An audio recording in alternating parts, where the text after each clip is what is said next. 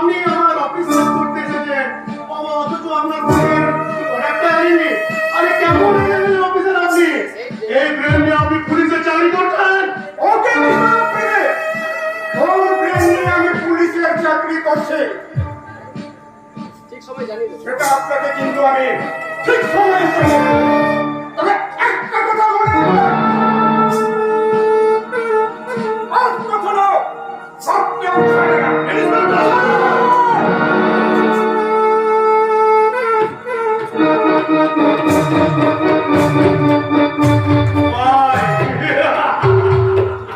Inspector Shantanu Banerjee, তোমার এত বড় সাহস যে তুমি আমার হ্যাপি ম্যানশনে পা বাড়াও।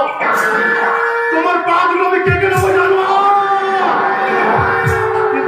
কিন্তু আমার ব্রাউন সুগার, আমার 20 লাখ টাকা ব্রাউন সুগার।